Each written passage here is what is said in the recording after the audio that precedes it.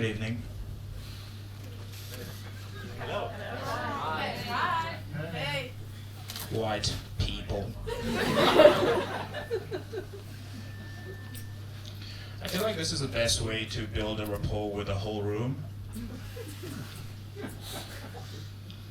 Why, you guys didn't laugh at that? Are you racist or something?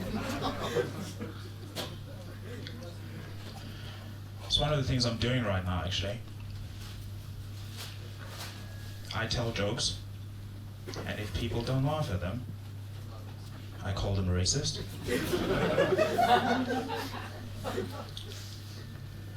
I believe this method in comedy is called blackmail.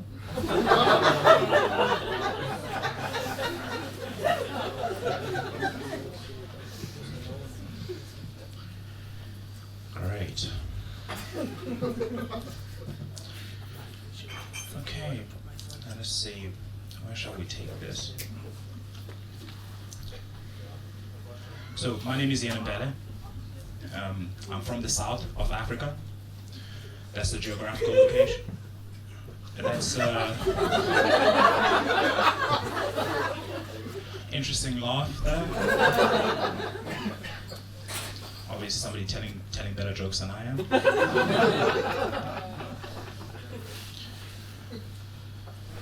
Yeah, I'm from South Africa, the geographical location and the country.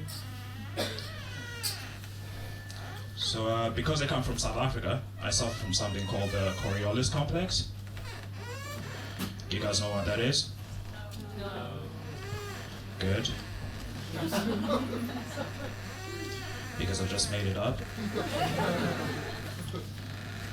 So the Coriolis complex is when you flush the toilet in the southern hemisphere, the water spins the opposite way around compared to the northern hemisphere. So how this applies to my humor is that when I tell you guys a joke, you will laugh at the premise part of my joke and not the punchline. Something like that. So I went through all of that just to prove that the Coriolis complex can be proven through humor.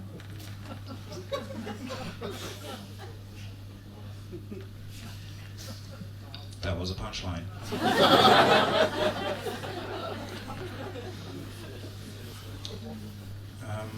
Yeah.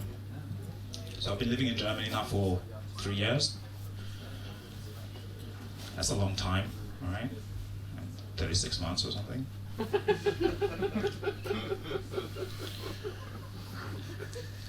And I've discovered something about living in Germany.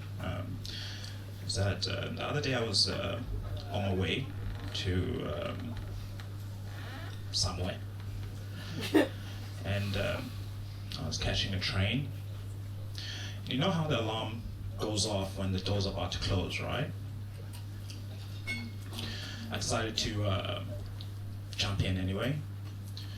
And what happened was my foot got stuck in on the doors like that. I looked around, hoping to catch somebody's eye. And I did. The whole carriage. And they all looked at me as if to say, well, you heard the alarm.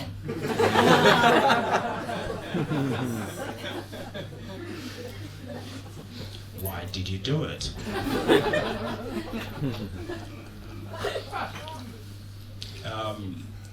Yeah. So this gentleman came to help me, and he asked me what was going on.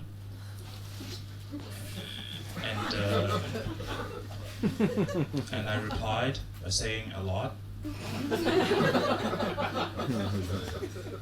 And he helped move my foot off the doors. I walked into the carriage, and I had a scan of the carriage. And I noticed something peculiar about this carriage. About 8/10 of the people in the carriage had glasses on. It was a spectacle. I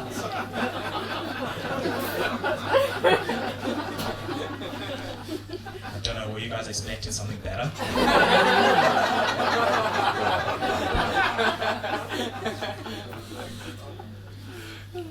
Yeah, spectacle. 2 stops later at Mohrenstrasse, controllers came in and they did that thing that they do with their mouths to scare people who don't pay for their journeys. And I heard 2 German ladies saying something something in German. Not something something in German, but you get what I mean, right? I'm glad we're all on the same page. They said something something Schwarzwälder. And my German's not that great, right? But I can translate words by themselves. And when I translated this word, I realized that Schwarz is black and Fahrer is rider. Initially, I thought this was racism. But it turns out in Germany, people who haven't paid for their journey on the train are called Schwarzfahrers. And this is when it occurred to me that even if I had paid for my journey,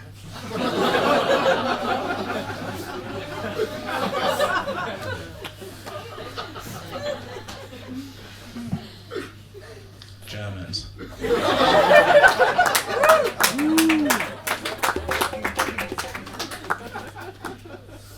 I think that's the first time I've ever used that word Germans as a punchline.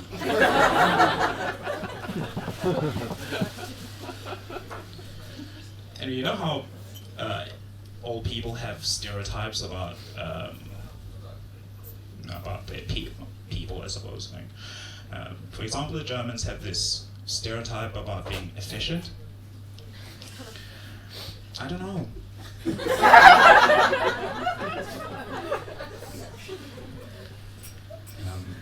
Because I don't know if you've ever caught the ringbahn. And it stops in the middle of nowhere for about 20 minutes. And nobody tells you what the hell's going on. Not efficient. How about if you get a letter from the German bureaucracy and you don't know how to speak any German? So you take the letter to a person who knows how to speak German, and they don't understand what's written on the letter.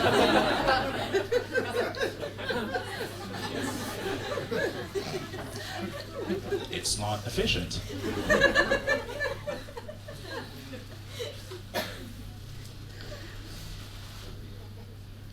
Yeah. There's a historical example of German inefficiency. I can feel the room sort of like tension just.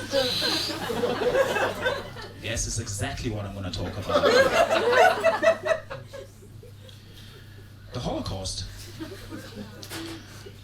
The Germans set out to wipe out an entire race of people of a continent. And they only managed 6 million people. It's not efficient. I know you guys are not laughing at it because you're European, but it's pretty funny to me. Right. I've done well to lose the room there. Let's see. Yeah. So I have a thing that I do with my mouth. It's not sexual. It's just a language. And the way that I describe it to people who don't speak my language, I ask them to imagine a horse trotting down a cobblestone street. And this horse has got a baby on top. And this baby is teething. And it's also typing out a strongly worded letter to its mother on a Victorian typewriter. If you can imagine that, that is my language.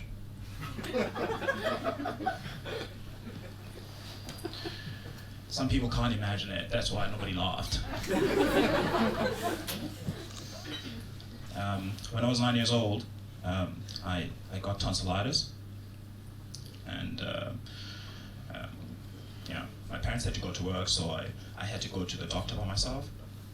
And when I got to the doctor, I realized something, is that in order for me to tell the doctor what my problem was, I would have to say to him, awquard.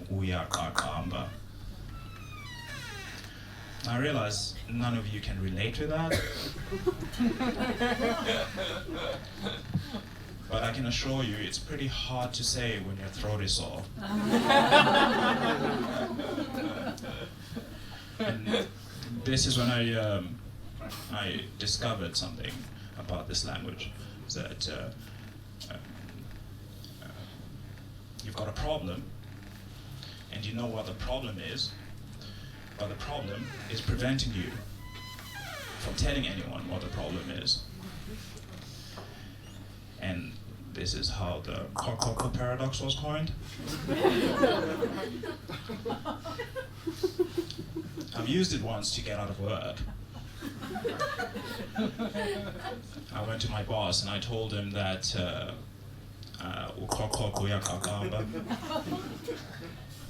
and he let me have the week off because he couldn't spell and you couldn't type it on Google.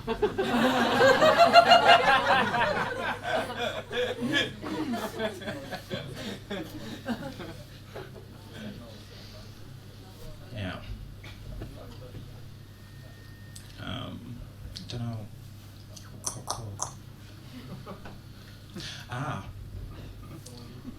So yeah, I have a theory about comedy. I don't have a theory about comedy.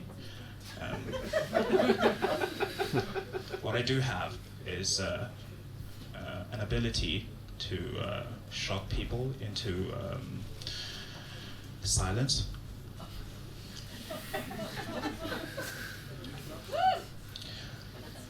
So yeah, but I've been trying to get funnier.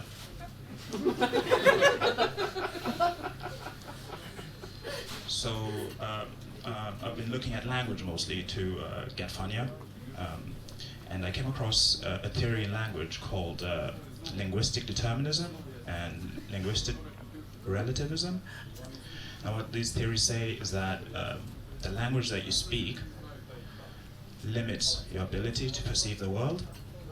And the other theory is that the language that you speak affects how you perceive the world. So, yeah. If I tell you guys a joke, and you guys don't laugh at it, is it my fault that you don't laugh at a joke? Or is it your fault? Yeah. I'll just keep on telling myself that. So I suffer from something else called the Dunning-Kruger effect. Does anybody know what that is? Oh, you know what that is. It appears there's one person in the room who thinks he's as smart as I am.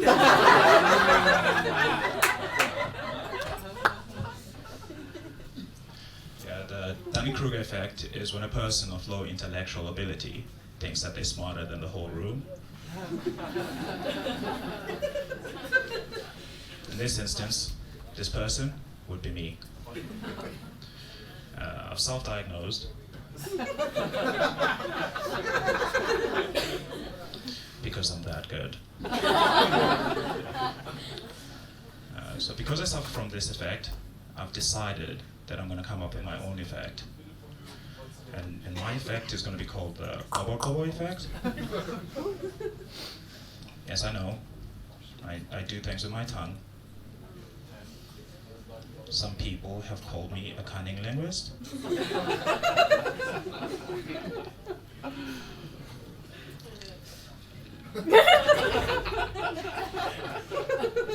Punchlines don't get better than that, guys.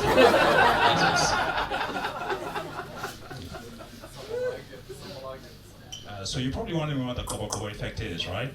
Yeah. Good.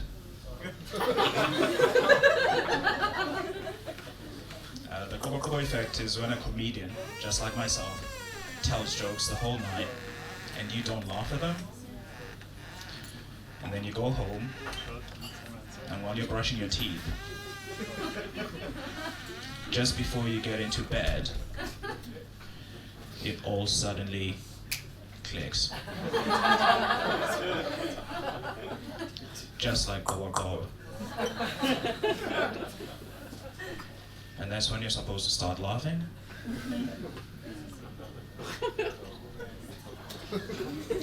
I can deal with it, it's okay.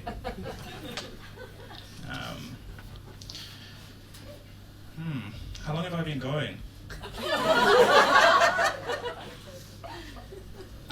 Yes. I don't know.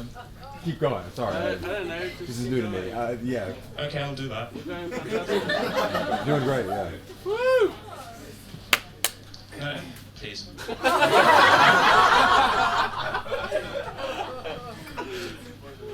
Okay,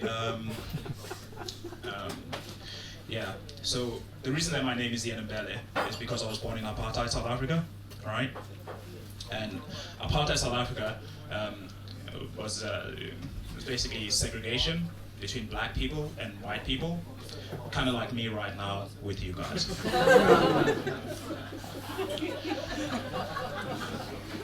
And so the law in South Africa at the time required black people to name their children with European names to make it easier for white people, as if things are not already easy for fucking white people. So, anyway, yeah, my parents had a short list of 3 names. One was the one I've got, the other one was Brian, and the other one was an African name, which they weren't allowed to use.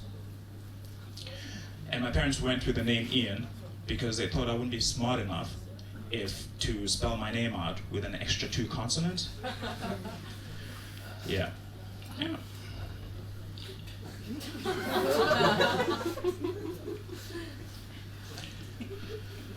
South Africa.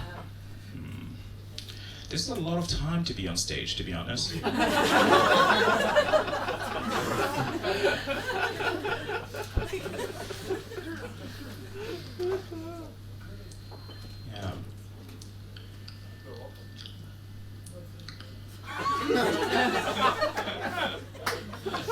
I'm just thinking, nothing unusual about it. Yeah. Shit, that sound does not sound good, does it? Don't know, I'm a bit weird with everyone. Yeah, okay, I'm gonna have to look at my notebook. Take your time. Okay, in fact, I'll just talk to some people. How about that? I think that might work out for me. Hi, sir. How are you? What is your name? Jimmy. Have we met before? Fantastic, Jimmy. Oh my god. Okay, I'll move on. Hello, ma'am. I knew it.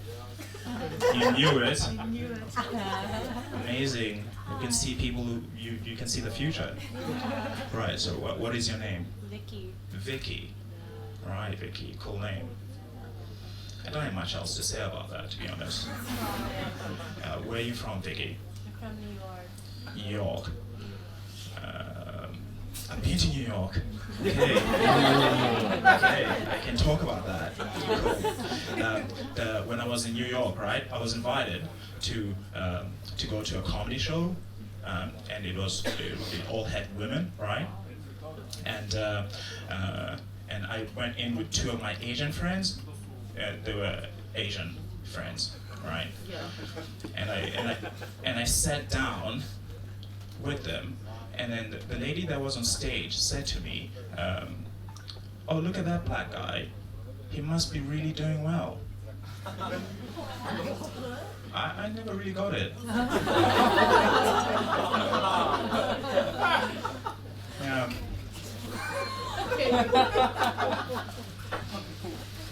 Okay.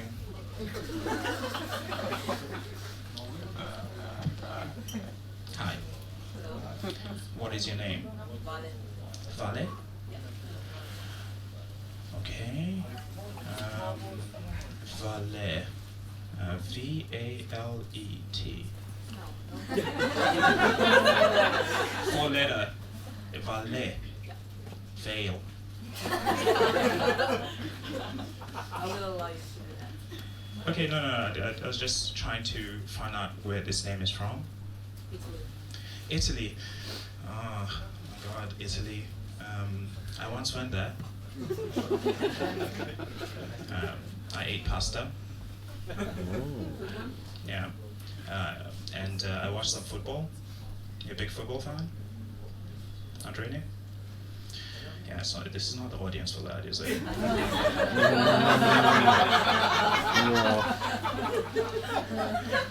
Yeah, trying to build a rapport, but it's just not working. Hi. Yeah. What is your name? Wow. Great, that reminded me of a joke. Brilliant, thank you. So, South Africa, because of apartheid, right? They have a lot of people in South Africa give their children names which sound European, but it's names that that for things that they wish they had. So you'll meet a lot of people whose names are Freedom, for example, or you'll meet people whose names are Patience.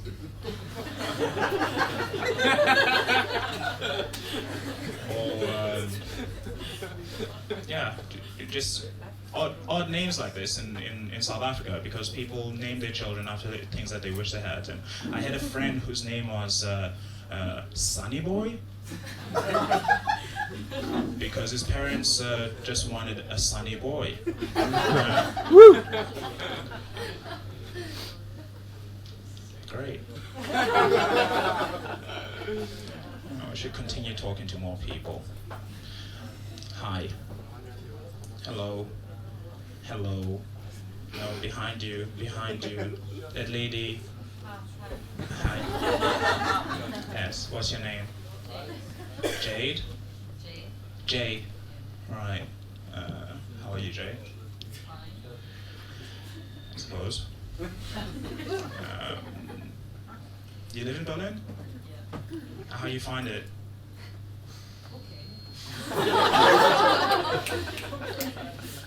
This is kind of like how conversations go in Berlin, I think.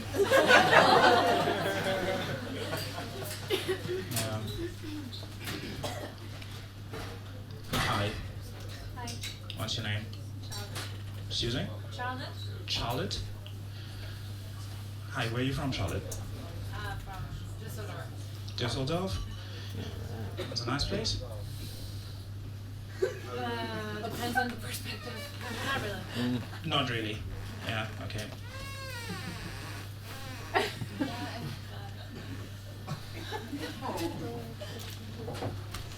It happens.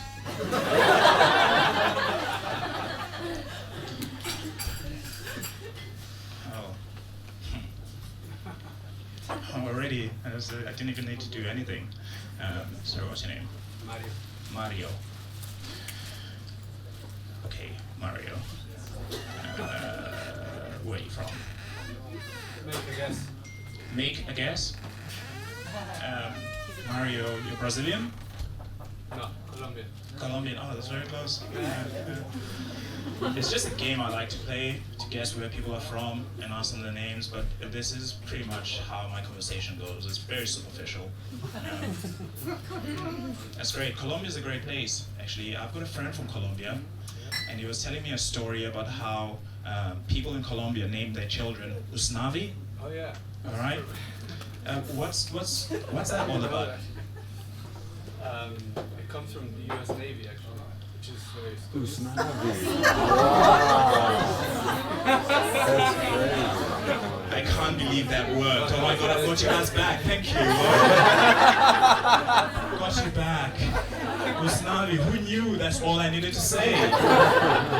Military industrial complex. Okay. Right. And Army also. Usarmi. Usarmi. Oh, wow. That's a cool name though. It's like Usarmi. It could be Arab. Yeah.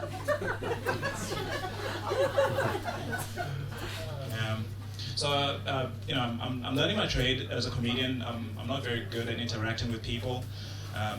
So this is how I'm gonna try. I'm trying to get your sympathy now, so you can laugh at all my jokes. Wow. Tough crowd. Yeah. I was in the military once. And I discovered British people. Growing up in South Africa, you get this impression of British people that they're well spoken and well to do and very well paid, until you get to London and catch a taxi and speak to the cab driver and realize that he's speaking a completely different language. Yeah. Also, there's a lot of racism, but I don't need to tell you guys that. Yeah. Yeah.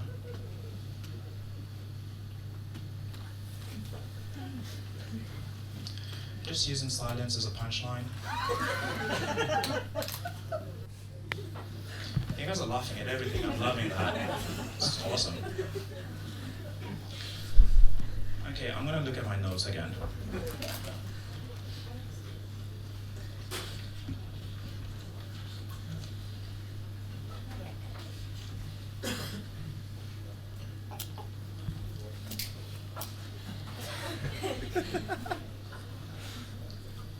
Okay, so the other day I was on Facebook, and while I was on Facebook, I saw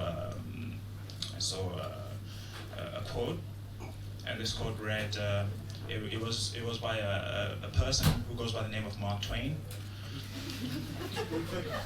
I'm not sure if it's his real name, but yeah. And this quote read something like this: "Travel is fatal to bigotry, prejudice, and closed-mindedness." Now this quote went on for much further, but that's the point I stopped reading. Because it occurred to me that Mark Twain has never traveled by himself as a black man in Europe.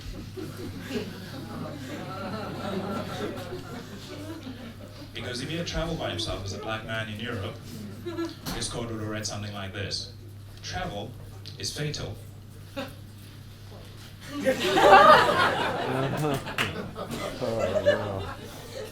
that's not it. That's not it. Travel is fatal to compassion, empathy, and open-mindedness. Yeah, this is exactly the reaction for this joke. Because this method in comedy is called white guilt. Gotcha. Okay.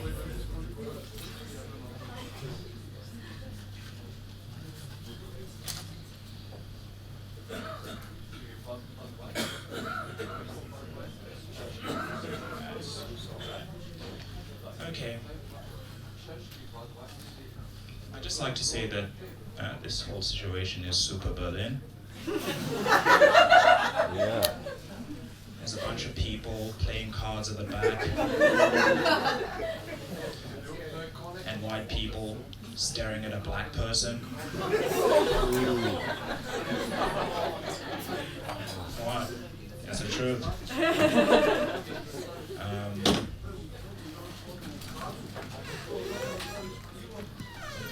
How long have we been going? One more. One more. Thank you. Yeah,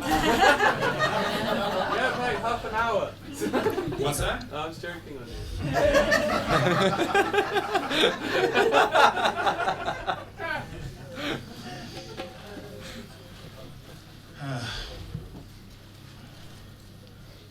Yeah. Look at mine. Look at mine. Yeah.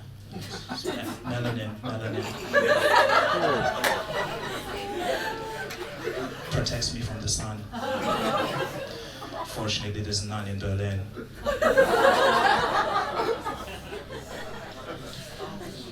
Yeah. I don't really have much to say. Yeah.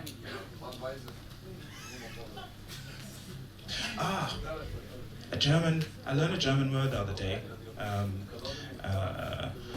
I've been learning, so I went to meet somebody to teach me how to flirt, right? I don't know why I didn't start with this, to be honest. And I've been taking flirting lessons, and